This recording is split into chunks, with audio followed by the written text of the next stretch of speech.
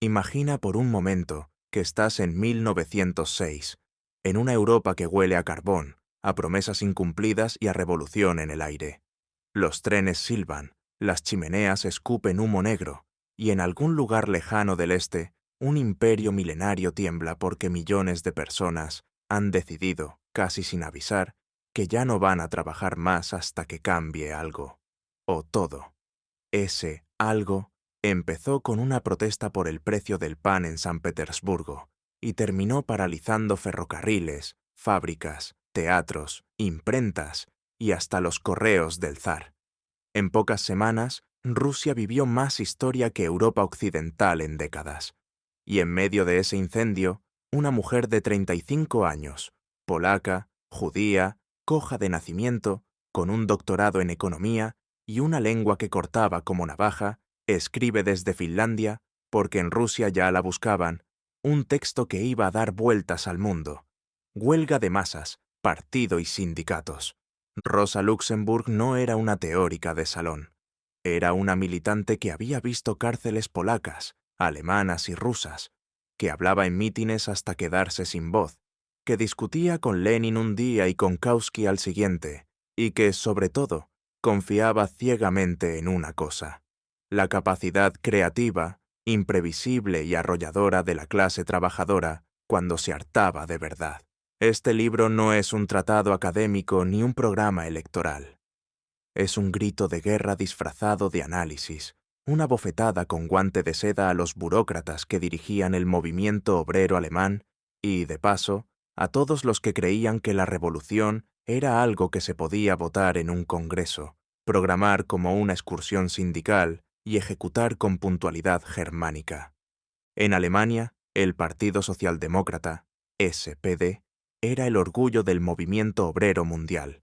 Millones de afiliados, periódicos diarios, cooperativas, bibliotecas, coros, equipos de gimnasia y una dirección que cada vez se parecía más a un ministerio en la oposición.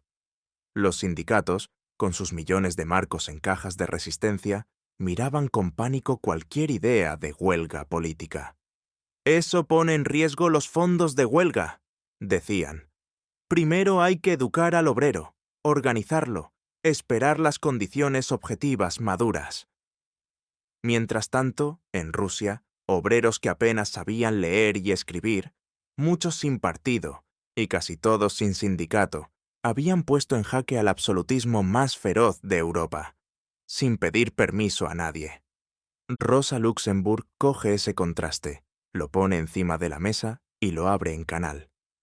Con ejemplos vivos, cifras, fechas y, sobre todo, con una pasión que salta de cada página, demuestra que la huelga de masas no es un invento anarquista ni una táctica exótica.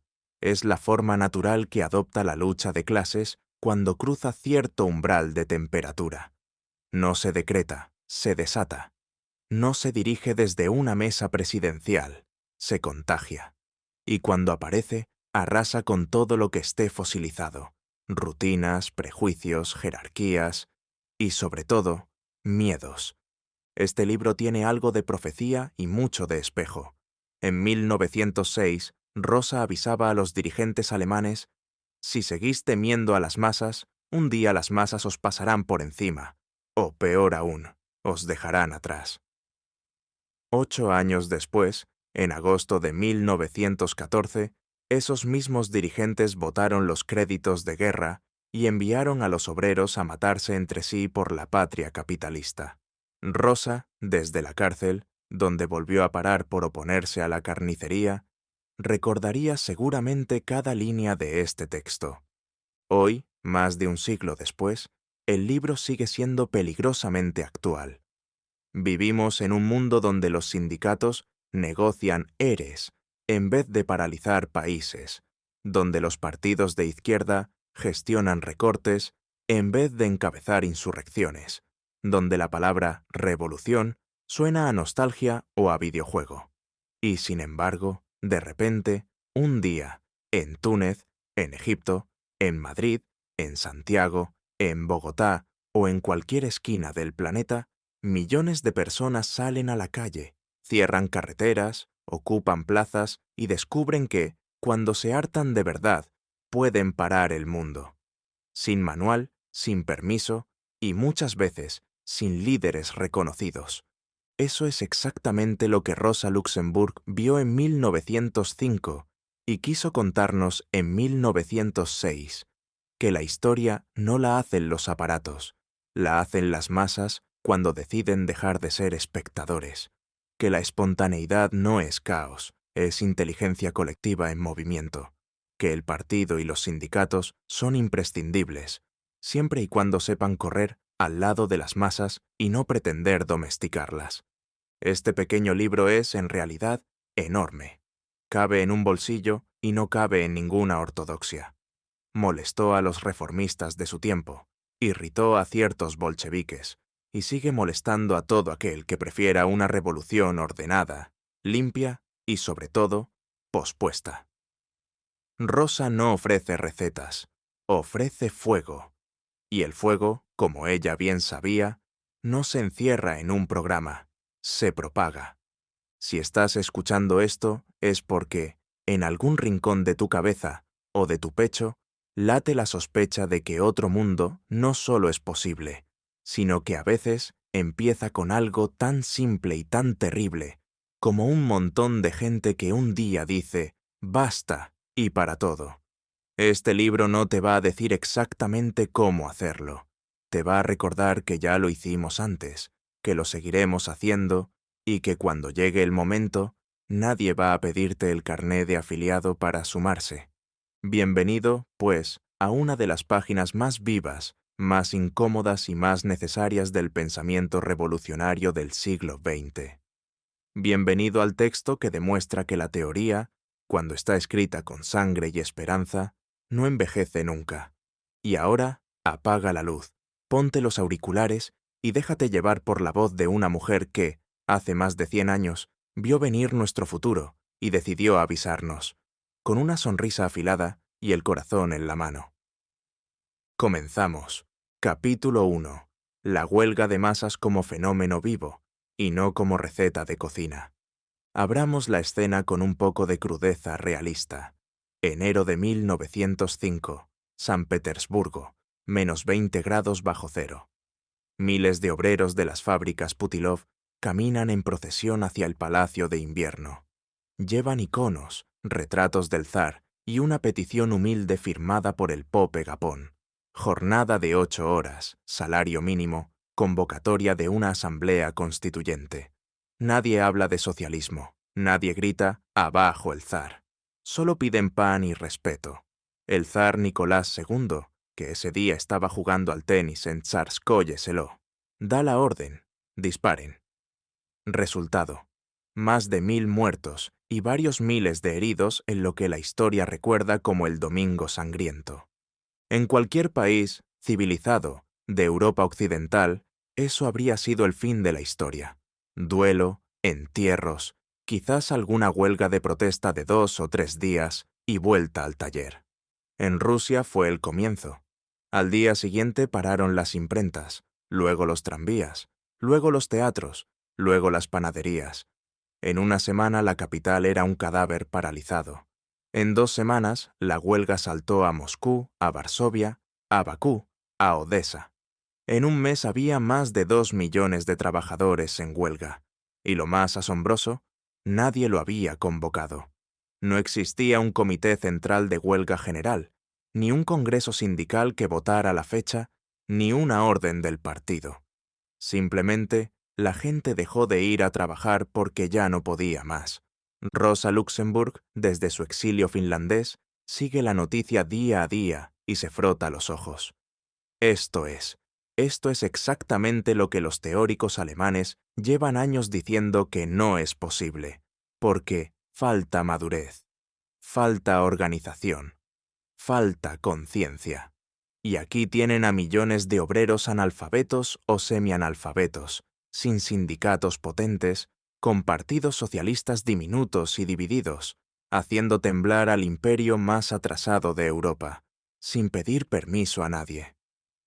El primer capítulo del libro es, en realidad, los capítulos son una larga carcajada histórica dirigida a los burócratas del SPD y de los sindicatos alemanes que, en el Congreso de Colonia de 1905, habían declarado solemnemente que la huelga de masas era una frase anarquista y que, en todo caso, solo se podría aplicar en condiciones excepcionales y bajo la dirección responsable del partido y los sindicatos.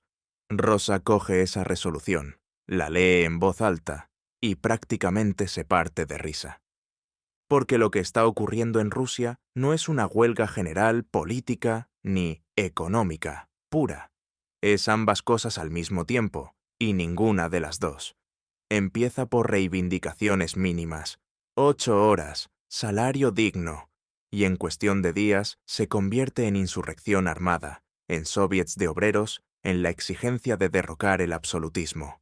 Y viceversa, en octubre de 1905, cuando el zar concede la Constitución, el famoso Manifiesto de Octubre, millones vuelven al trabajo, pero solo para descubrir que la promesa era papel mojado. Entonces la huelga renace, más furiosa, en diciembre, y esta vez ya hay barricadas en Moscú y fusiles en las manos de los obreros. Rosa subraya el detalle con deleite. La huelga de masas no es un acto único, grandioso y teatral. Es un proceso vivo, lleno de avances y retrocesos, de explosiones y pausas, de aprendizaje colectivo aceleradísimo. En pocos meses, los obreros rusos aprendieron más táctica revolucionaria que los socialdemócratas alemanes en 30 años de congresos. Aprendieron a coordinarse sin teléfono ni telégrafo, a crear comités de huelga en cada fábrica, a elegir delegados revocables, a improvisar periódicos clandestinos, a defenderse con armas improvisadas. Aprendieron, sobre todo, que cuando millones se mueven juntos, el Estado más poderoso parece de pronto un gigante con pies de barro. Y aquí viene la primera puñalada de Rosa a la ortodoxia alemana. La huelga de masas no es un método que se elige o se descarta en una votación. Es un fenómeno histórico que aparece cuando las contradicciones del capitalismo llegan a un punto de ebullición. Puedes prepararte para ella, educando, organizando, acumulando fuerzas. Pero no puedes convocarla como quien convoca una manifestación del 1 de mayo. Intentar decretarla desde arriba es tan absurdo como intentar decretar un terremoto. Rosa compara la Revolución rusa con un organismo vivo que nace, crece, sufre contracciones, respira y vuelve a expandirse. Los dirigentes que pretenden dirigirla como un ejército prusiano terminan siempre a remolque, o peor, aplastados. Los que saben nadar en ella, en cambio, se convierten en sus portavoces naturales, y los partidos y sindicatos que se obstinan en controlarla terminan convertidos en espectadores de su propia irrelevancia. En Europa occidental, dice Rosa, las condiciones son distintas. Hay organizaciones de masas poderosas, hay parlamentarismo, hay tradiciones de legalidad. Pero precisamente por eso la tentación burocrática es mayor. El movimiento obrero alemán se ha vuelto tan serio, tan responsable, tan preocupado por sus cajas de ahorro y sus escaños en el Reichstag, que ha olvidado lo único que realmente mueve la historia, la acción directa de las masas cuando ya no aguantan más. Termina el capítulo con una frase que parece escrita ayer mismo. La huelga de masas, tal como nos la muestra la Revolución rusa, es un fenómeno tan cambiante, tan móvil, que refleja en sí todas las fases de la lucha política y económica, todos los estadios y momentos de la revolución. Su aplicación, su amplitud, su dinámica, no dependen de planes previos ni de decisiones de las instancias superiores, sino del grado de tensión social alcanzado. En otras palabras, queridos camaradas alemanes, dejen de mirar el termómetro y empiecen a sentir la fiebre, porque cuando la temperatura suba de verdad, no habrá resolución de Congreso que valga. Habrá millones de personas en la calle, y o estáis con ellas, o sois parte del decorado que van a tirar abajo. Y así, con esta mezcla de admiración deslumbrada por lo que vio en Rusia y de ironía afilada hacia los que se negaban a verlo, Rosa Luxemburg nos deja la primera gran lección. La historia no espera a que estemos preparados. Llega, golpea la puerta con el hombro, y si no abres, entra igual. Lo único que puedes elegir es si vas a recibirla de pie, con los brazos abiertos, o si te va a encontrar escondido debajo de la mesa, contando los fondos de huelga. Capítulo 2. Las lecciones rusas que los alemanes no quieren aprender. Imagina una escuela donde los alumnos más atrasados, los que apenas saben leer, los que nunca han tenido un sindicato decente ni un diputado en ninguna parte, de repente se ponen a resolver ecuaciones que los mejores estudiantes de la clase llevaban años declarando imposibles. Eso fue Rusia en 1905, para los ojos atónitos y molestos de la socialdemocracia alemana. Rosa Luxemburg dedica este segundo capítulo a frotarles la cara con hechos, uno tras otro, como quien restriega nieve en la cara de un dormido para que despierte de una vez. Lección número 1. La espontaneidad no es sinónimo de caos, es sinónimo de velocidad histórica. En Alemania se repetía como un mantra. Primero hay que organizar a la clase obrera al 100%, educarla, afiliarla, y solo entonces podremos pensar en acciones de masas serias. En Rusia, en cambio, la organización nació dentro de la acción misma. Los soviets, esa palabra que luego haría historia, no fueron creados por ningún comité central. Aparecieron porque, cuando 500.000 de personas paran al mismo tiempo, alguien tiene que coordinar la comida, la defensa, la propaganda y la negociación. Y ese alguien fueron los propios obreros, eligiendo delegados en asambleas de fábrica, revocables en cualquier momento. Rosa lo dice con una malicia deliciosa. En Rusia la organización no precedió a la acción. Fue su hija legítima y, además, precoz. Lección número 2. La huelga de masas no distingue entre lucha económica y política, porque la vida misma no distingue. Los burócratas alemanes vivían obsesionados con la separación de competencias. Los sindicatos se ocupan del salario y la jornada, el partido de la agitación política y el parlamento. En Rusia, una huelga por el despido de 4 obreros en una fábrica de Bakú, mayo de 1905, termina convirtiéndose en una manifestación de 200.000 personas con banderas rojas y discursos contra el zar.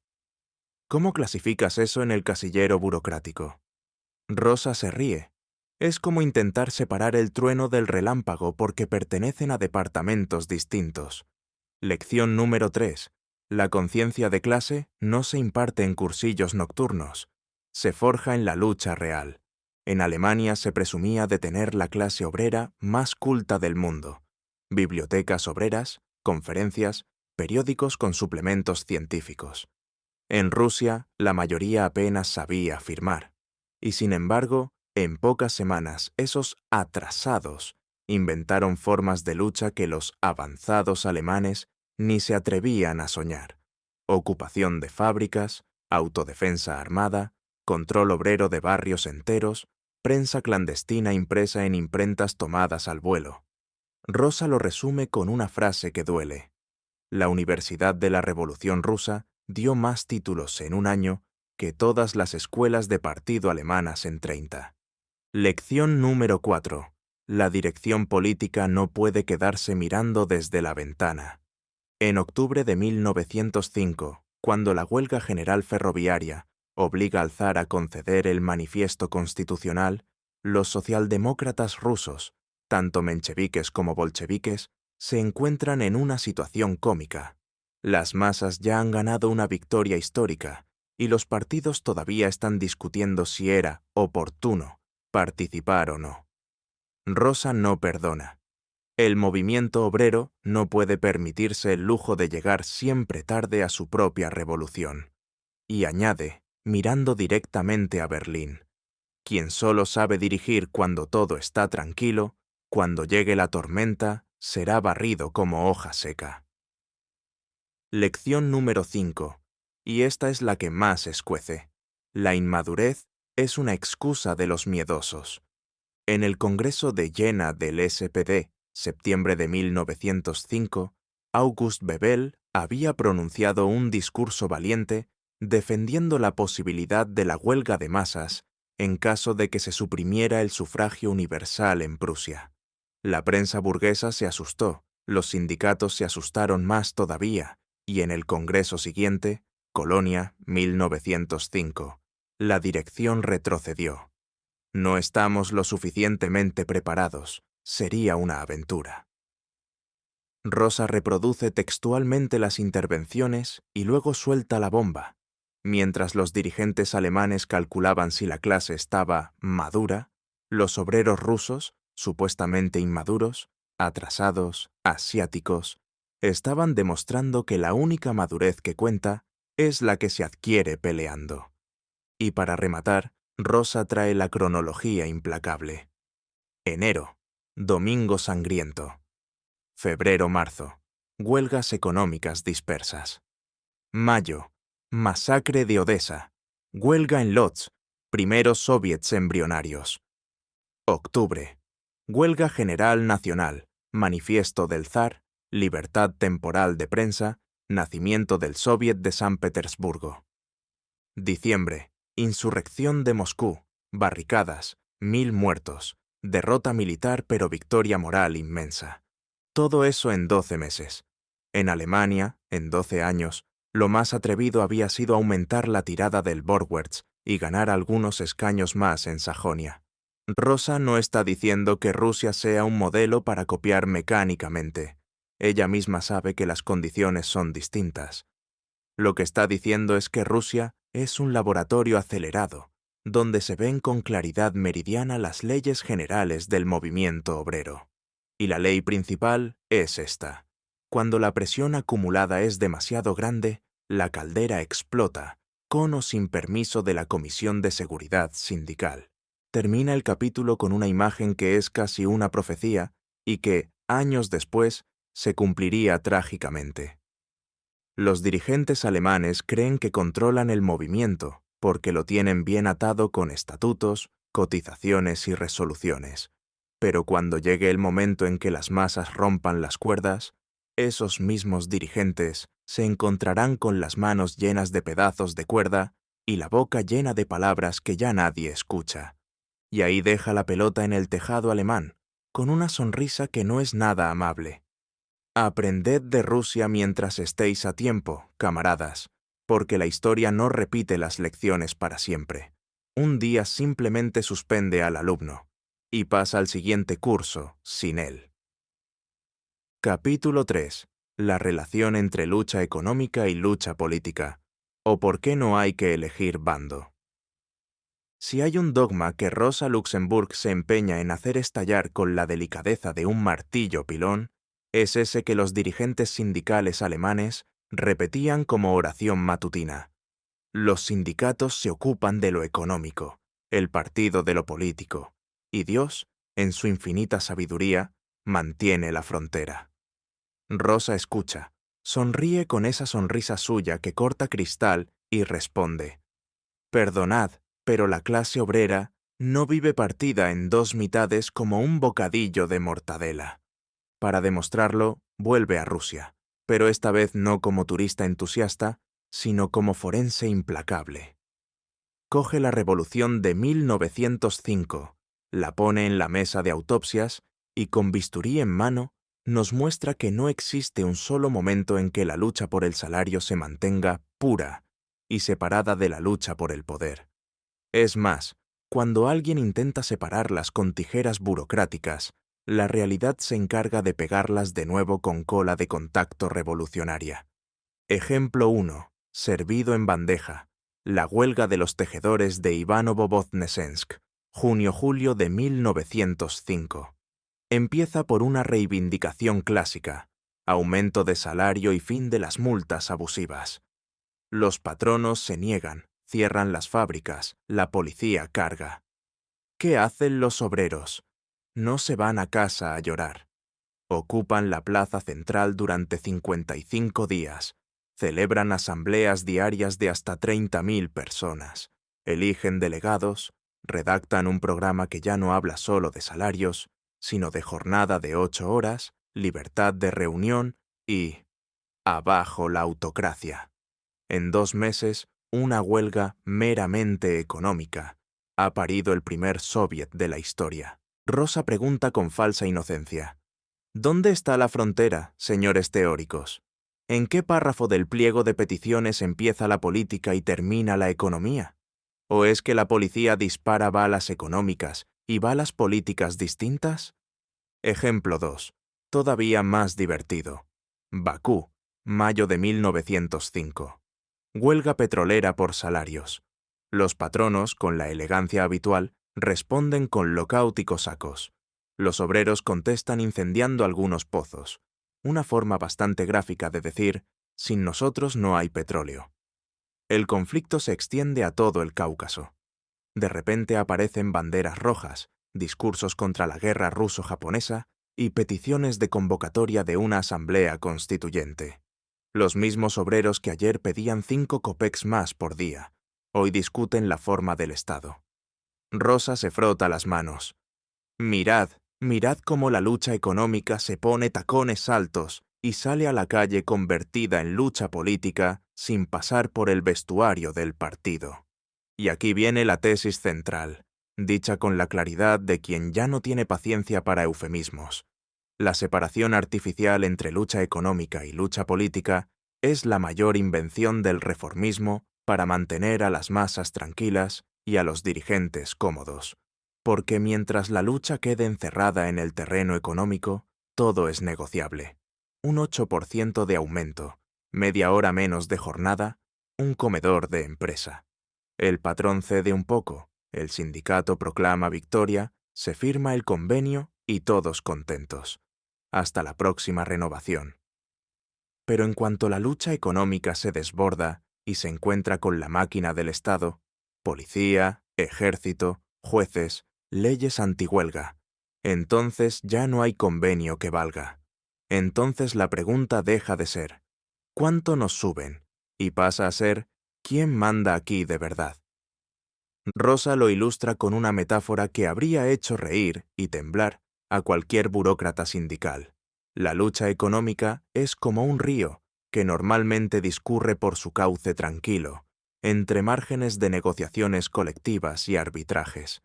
Pero cuando llueve mucho, es decir, cuando la explotación se vuelve insoportable y la represión estatal se muestra en toda su crudeza, el río se sale, inunda los campos, arrasa pueblos y, de paso, se lleva por delante todos los carteles que decían «prohibido bañarse».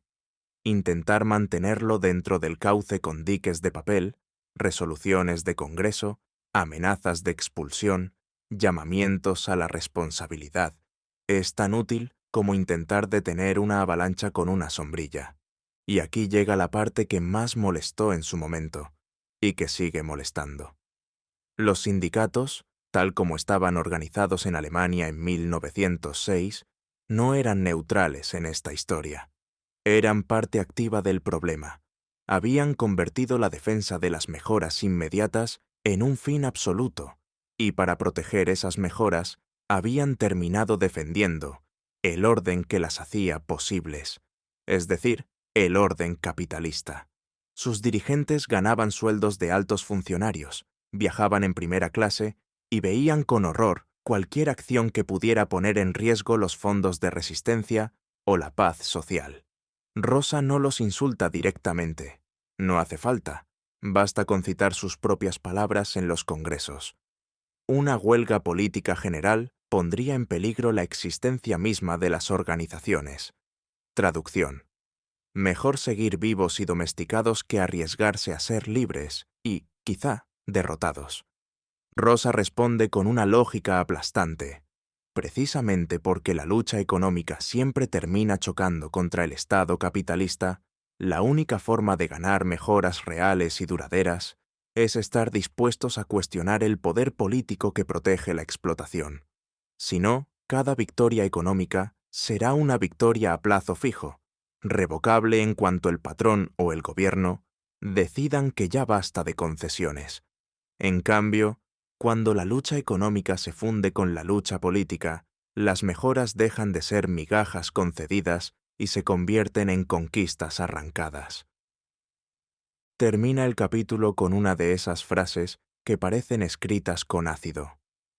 Quien renuncia a la lucha política por miedo a perder las conquistas económicas, terminará perdiendo ambas cosas, porque el capital no concede nada que no le sea arrancado, y solo respeta a quien está dispuesto a arrancarle todo.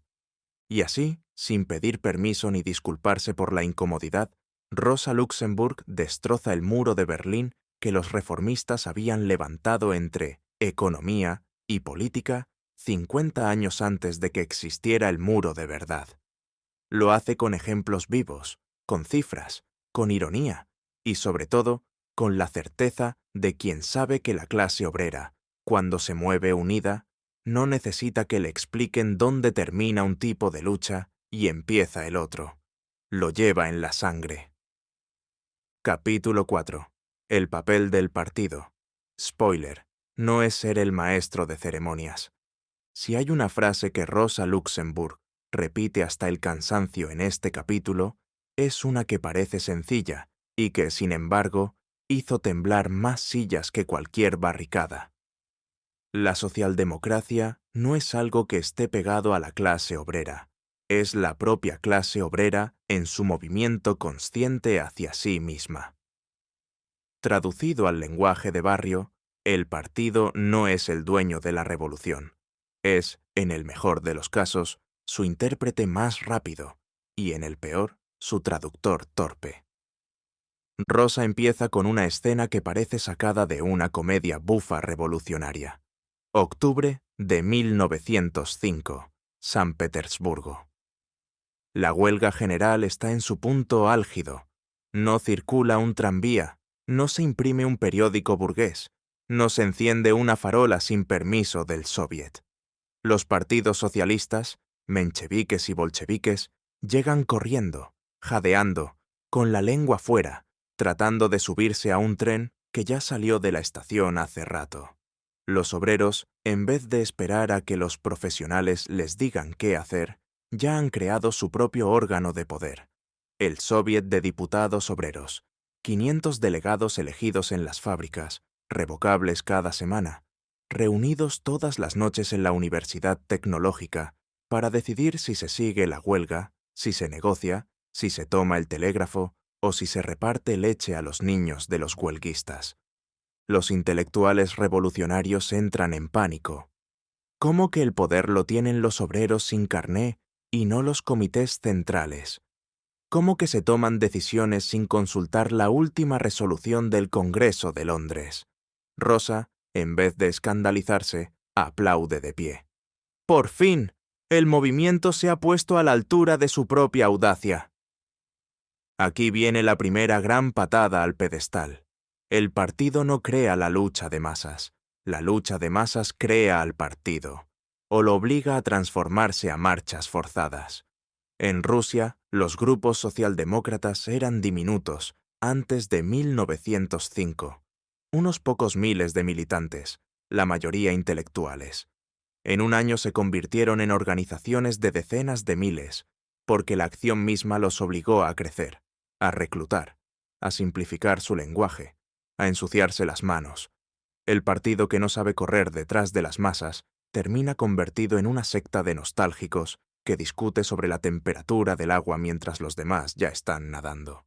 Segundo golpe, todavía más doloroso para los amantes del organigrama.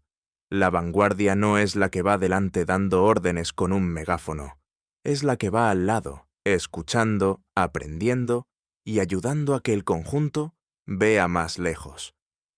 Rosa lo dice con una imagen preciosa. El partido es como el timonel de un barco en plena tormenta.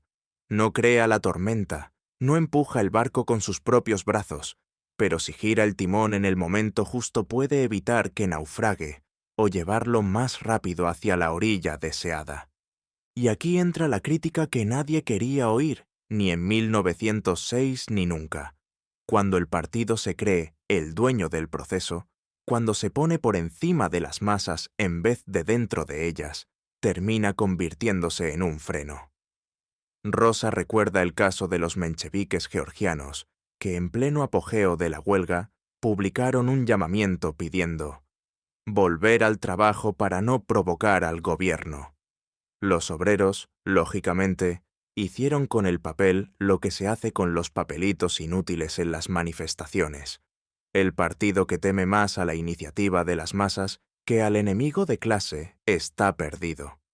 Pero Rosa no es anarquista, aunque muchos la acusaron de serlo. Sabe que sin partido, la lucha se queda en estallido magnífico, pero efímero. Lo que pide es un partido distinto, vivo, flexible, capaz de improvisar, que eduque en la acción y no en la espera, que esté orgulloso de ser superado por la creatividad de las masas, porque eso significa que la clase está creciendo.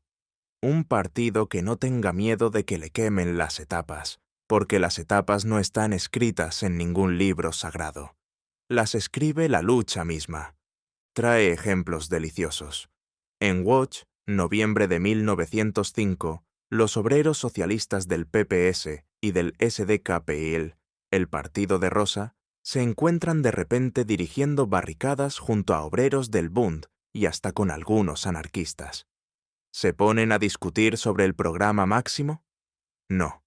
Pelean codo con codo, y entre tiro y tiro, descubren que la unidad se hace en la acción, no en la teoría. El partido que no entiende eso termina solo con su programa debajo del brazo mientras la historia pasa de largo. Y luego está la joya del capítulo, la relación entre el Soviet y los partidos. El Soviet de San Petersburgo no era un organismo del partido. Era un organismo de la clase obrera en su conjunto. Los socialdemócratas tenían mayoría, pero había delegados sin partido, socialistas revolucionarios, incluso algún liberal despistado al principio. ¿Y qué hicieron los bolcheviques? Intentaron primero controlarlo, luego boicotearlo, luego entrar a regañadientes. Rosa se ríe con ganas. ¡Qué espectáculo! Los que se creían la vanguardia absoluta descubriendo que la clase obrera es más grande que su carnet de militante. La conclusión es tan clara como incómoda. El partido es imprescindible para dar conciencia, estrategia y perspectiva histórica. Pero si se cree propietario exclusivo de esas tres cosas, termina convertido en un obstáculo. El verdadero partido revolucionario es aquel que celebra cada vez que las masas lo superan, porque eso significa que la revolución avanza más rápido de lo previsto. El partido que se asusta cuando le quitan el micrófono no es un partido revolucionario. Es un partido de orden, aunque se disfrace de rojo. Termina el capítulo con una frase que debería estar grabada en la puerta de todas las sedes partidarias del mundo. El movimiento obrero no necesita jefes infalibles, necesita camaradas que sepan aprender más rápido que los demás y que estén dispuestos a desaparecer en la masa el día que la masa ya no los necesite.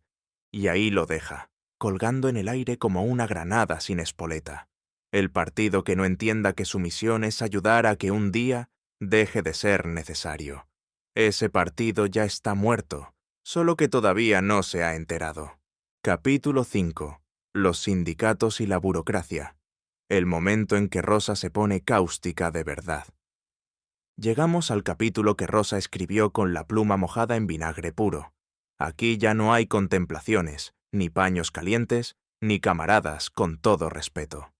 Aquí hay una disección en directo del organismo que, en 1906, era el orgullo del movimiento obrero alemán y que Rosa contempla como quien mira a un elefante gordo, bien alimentado y absolutamente aterrado de moverse: los sindicatos. Empieza con una descripción que parece sacada de un folleto turístico de la época. 8 millones de afiliados en toda Europa, 4 de ellos en Alemania, cajas de resistencia con millones de marcos, seguros de enfermedad, de invalidez, de entierro, cooperativas, bibliotecas, coros, equipos de gimnasia, periódicos semanales con suplementos de jardinería. Un mundo obrero paralelo, impecable, ordenado, prusiano hasta en el último botón del uniforme. Y en medio de ese paraíso burocrático, los dirigentes, sueldos de 4.000 a 6.000 marcos anuales, más que muchos empresarios medianos, viajes en primera, hoteles decentes y una obsesión absoluta, que nada, absolutamente nada, ponga en peligro el edificio. Rosa no los insulta directamente, simplemente cita sus discursos y deja que hablen solos.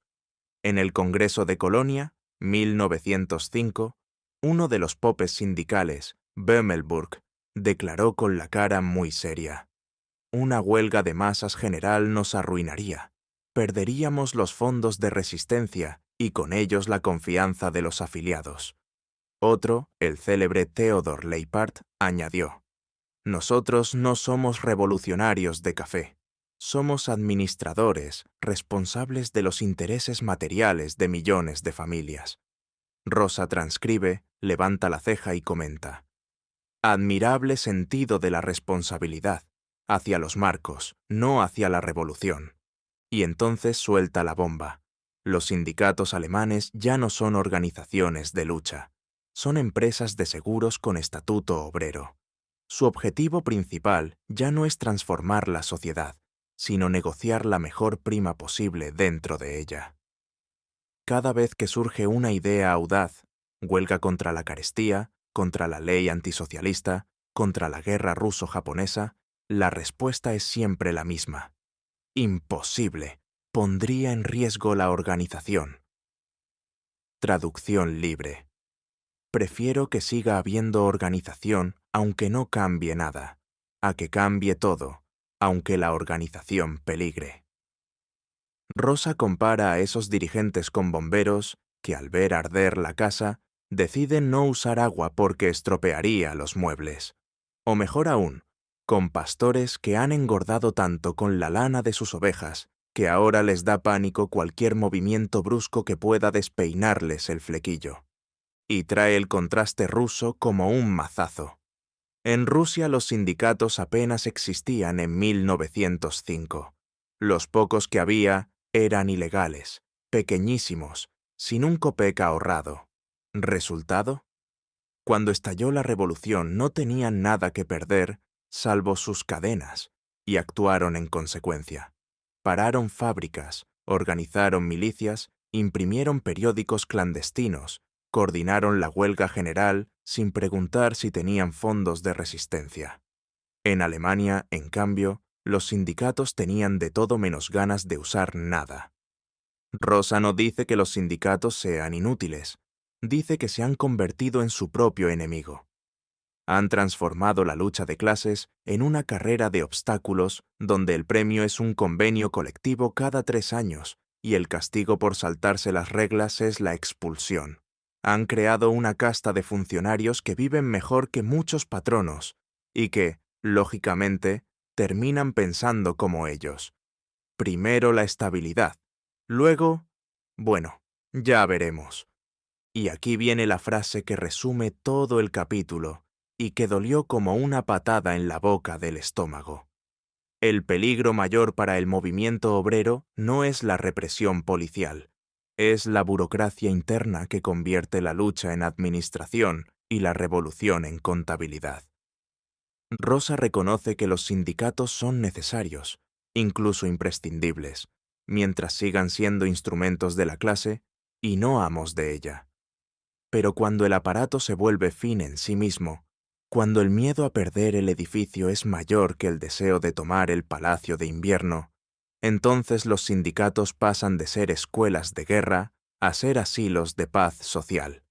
Ejemplo concreto y brutal: en 1905, cuando Rusia ardía, los sindicatos alemanes organizaron una colecta para los huelguistas rusos.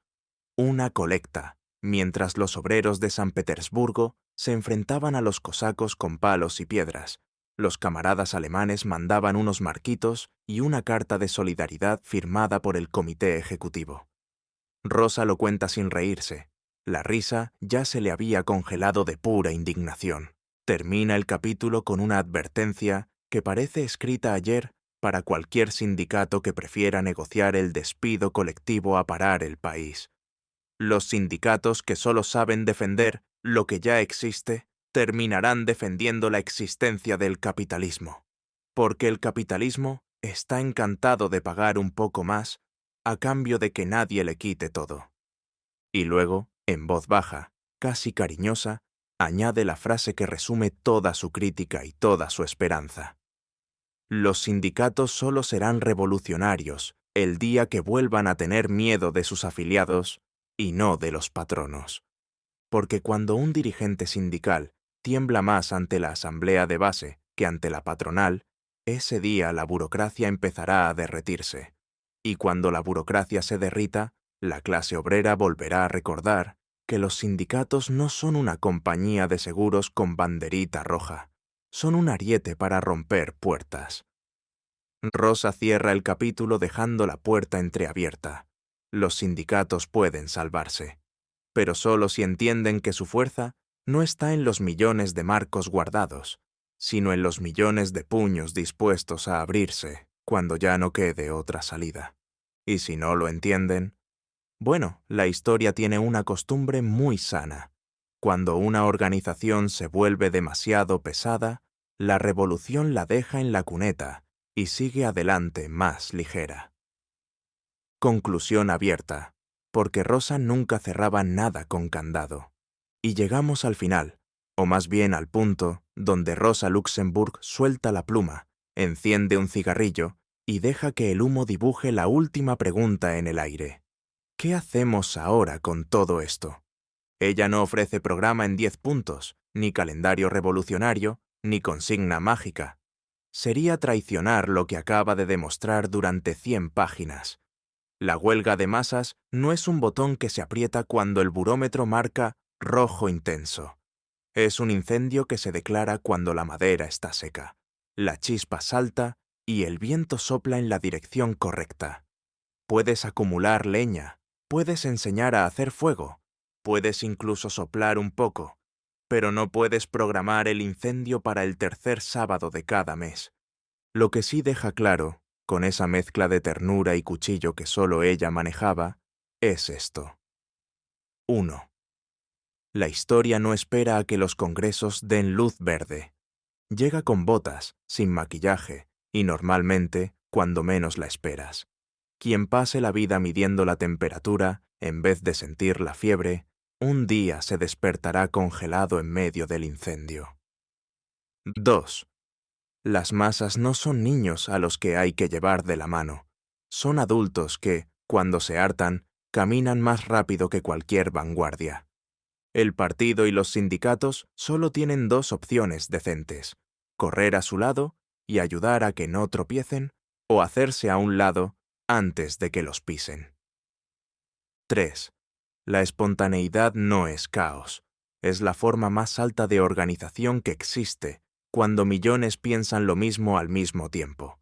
Lo que parece desorden desde la mesa presidencial es en realidad inteligencia colectiva funcionando a velocidad luz. 4. La burocracia es el cáncer del movimiento obrero.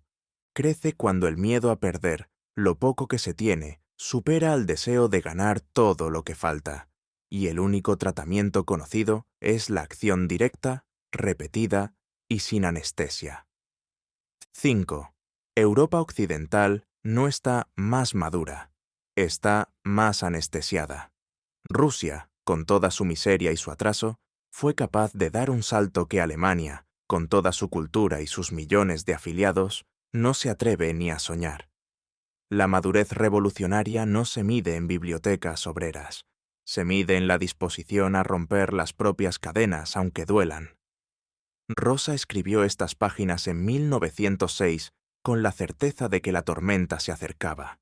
No sabía que llegaría en forma de guerra mundial, ni que la mayoría de los responsables que criticaba votarían créditos de guerra en 1914, ni que ella misma pagaría con la vida su negativa a callarse. Pero intuía que el siglo XX iba a ser un siglo de decisiones sin vuelta atrás. Hoy, cuando escuchas este resumen, han pasado más de 100 años. Los sindicatos negocian despidos en vez de paralizar países. Los partidos de izquierda gestionan la austeridad en vez de encabezar insurrecciones. y la palabra revolución suena a serie de Netflix, pero de repente, sin avisar, estalla Túnez, Egipto, Chile, Francia con los chalecos amarillos, Colombia, Myanmar, y millones de personas vuelven a parar el mundo porque ya no pueden más, sin manual, sin permiso, y muchas veces sin líderes que alcancen a subirse al tren. Eso es lo que Rosa vio en 1905 y quiso gritarnos en 1906, que la capacidad de decir «basta» sigue latiendo bajo la piel del mundo, que la huelga de masas no es una reliquia histórica, es la forma que adopta la rabia cuando se vuelve colectiva e imparable. Este libro no te da una receta, te da fuego, y el fuego, como ella bien sabía, no se guarda en un frasco, se transmite. Así que aquí termina nuestro recorrido, o, mejor dicho, aquí empieza el tuyo. Cuando sientas que algo hierve dentro de ti y a tu alrededor, recuerda a esa mujer pequeña, coja, con ojos de águila y lengua de navaja, que, hace más de un siglo, nos miró a los ojos y nos dijo sin gritar: «No esperes a que te den permiso para cambiar el mundo. El mundo cambia cuando dejas de pedirlo y empiezas a hacerlo». Gracias por acompañarnos en este viaje. Y ahora, si me permites la libertad, apaga el audio, sal a la calle y escucha. A lo mejor, justo ahora, alguien está empezando a parar todo. Y aquí termina nuestro recorrido por una de las obras más vivas y peligrosas que jamás se escribieron sobre la lucha obrera. Huelga de masas, partido y sindicatos, de Rosa Luxemburg. Un texto que no envejece porque no habla de tácticas pasadas, sino de una fuerza que sigue latiendo, la capacidad de millones de personas para detener el mundo cuando ya no aguantan más.